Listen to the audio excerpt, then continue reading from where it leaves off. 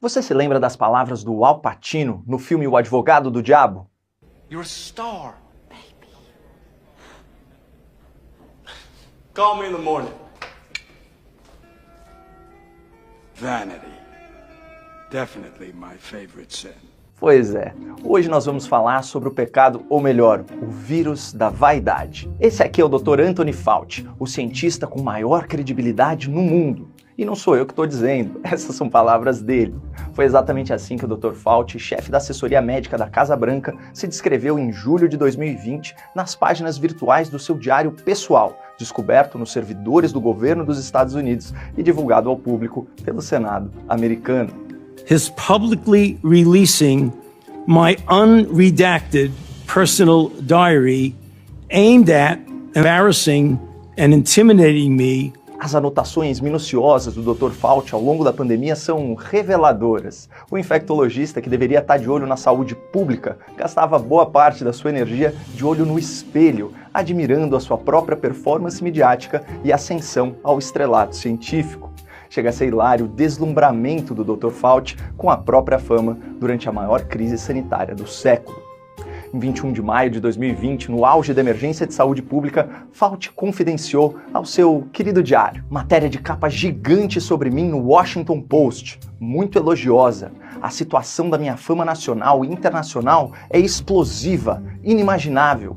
Não é exagero dizer que hoje eu sou a pessoa mais famosa e mais falada no país e uma das pessoas mais reconhecidas no mundo. O diário de Fauci é o narcisismo em números. A palavra herói, em autorreferência, é mencionada 49 vezes. Já a palavra prêmio foi registrada 80 vezes, mas a recordista é a palavra imprensa, que aparece 641 vezes nas anotações do discreto médico que se vangloriava dos laços de amizade que estabeleceu com os principais jornalistas e âncoras da televisão americana.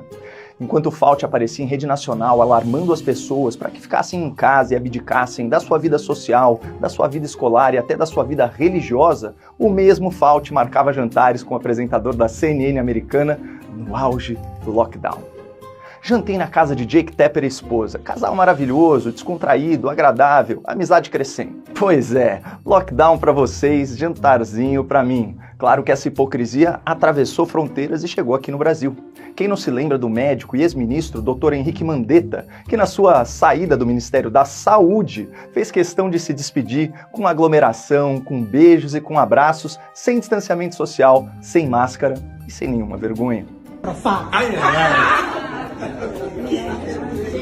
Isso não impede que eu repita. É bonita, é bonita e é bonita. Enquanto isso, nos Estados Unidos, o Dr. Fauci aconselhava autoridades a exigirem que todo mundo usasse máscaras o tempo todo, incluindo crianças na primeira infância. Um desastre para o seu aprendizado e desenvolvimento psicológico. Contudo, consta no seu diário que o próprio Dr. Fauci, um idoso de quase 80 anos, fazia pouco caso dessa medida de prevenção e parecia mais preocupado em ser flagrado pela imprensa sem máscara. Chequei com a cantora Joan Baez se haveria protocolo de uso de máscaras, porque a imprensa faria a festa se me visse com ela e nós não estivéssemos usando máscaras. Fauci estava claramente inebriado pela atenção que estava recebendo e passou a se enxergar como um verdadeiro superastro.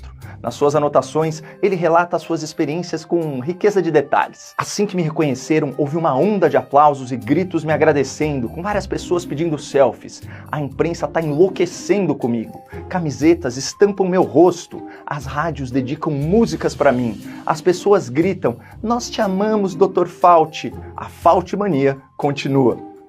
Achou exagerado? Isso não é nada. O Dr. Fauci atingiu o ápice do estrelismo quando interagia com celebridades. Bono, vocalista do U2, me aclamou como um verdadeiro herói global e uma das pessoas mais importantes do mundo nas várias últimas décadas.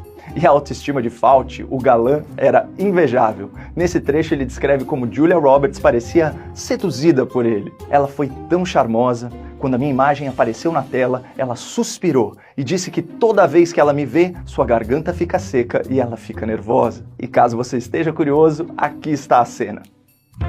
Hello. Hi there. Good morning. E olha quem Hollywood escalou para interpretar o Dr. Fauci num esquete de comédia. Good evening. I'm Dr. Anthony Fauci. Claro que todo esse hype, toda essa badalação não vinham do carisma ou da genialidade do Dr. Fauci. Existia um componente político fundamental nessa interação tão amistosa entre a grande mídia e o infectologista narcisista. A real é que a esquerda americana enxergava nas medidas de lockdown e paralisação econômica uma oportunidade incrível para enfraquecer as chances de reeleição de Donald Trump, que à época havia levado os Estados Unidos a um grau de prosperidade sem precedentes. Ao final de 2019, ao longo de 3 anos de governo, Trump havia guiado os Estados Unidos para a maior expansão média do PIB nesse século, a menor taxa de desemprego em 50 anos e a maior renda familiar da história. E Trump fez tudo isso cortando impostos e reduzindo a pobreza em 10%. Na prática, sua reeleição estava garantida. Até o lockdown, com o seu fique em casa, a economia a gente vê depois. Duvida?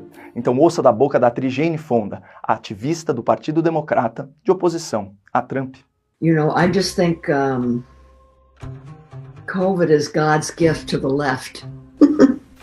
E vamos combinar que no Brasil foi a mesma coisa. Ou você não se lembra do que o Lula disse com toda sinceridade sobre a pandemia? Ainda bem que a natureza, contra a vontade da humanidade, criou esse monstro chamado coronavírus, porque esse monstro está permitindo que os cegos comecem a enxergar que apenas o Estado é capaz de dar solução a determinadas crises. A verdade é que, como diretor do Instituto de Doenças Infecciosas, Fauci orientou as políticas de lockdown que destruíram a economia dos Estados Unidos, mesmo sabendo que não havia base científica para a maioria das ações que ele recomendava. O diário registra a influência que Fauci teve na desnecessária paralisação econômica. Encontramos o presidente Trump no Salão Oval e defendemos o lockdown de 30 dias. Ele aceitou imediatamente. Ele realmente confia muito em mim. O presidente Trump parece encantado, fascinado por mim, apesar de eu estar tirando os holofotes dele. Estamos desenvolvendo uma relação muito interessante e única. Pior ainda, foi o papel decisivo de Fauci no maior crime pedagógico do século, a suspensão das aulas por tanto tempo durante a pandemia. Falei com o prefeito de Nova York e o convenci a fechar as escolas da cidade. Ele disse que fundamentaria a decisão com base na minha recomendação. Tive uma conversa similar com o chefe de gabinete do governador da Califórnia e, baseado nas minhas aparições televisivas, o governador também decidiu fechar as escolas da Califórnia. Essa é a verdade registrada nos diários de Fauci. Mas dá uma olhada no que ele dizia em público, depois que ficou comprovada a ineficácia do lockdown e o prejuízo incalculável ao aprendizado das novas gerações. I wonder if you would recommend locking down schools if you had to do it all over again. Well, you know, again, it's first of all, I didn't recommend locking anything down. Que mentiroso. Aliás, quanta mentira foi contada pra gente durante a pandemia. E o pior é que o Dr. Fauci estava tão intoxicado pela fama que nem conseguia mais reconhecer a sua própria desonestidade, a ponto de escrever o seguinte absurdo sobre si mesmo: as pessoas precisam de um símbolo de integridade e verdade. Aqui eu tenho que admitir, é ponto pro adversário. Vanity. Definitely my favorite sin.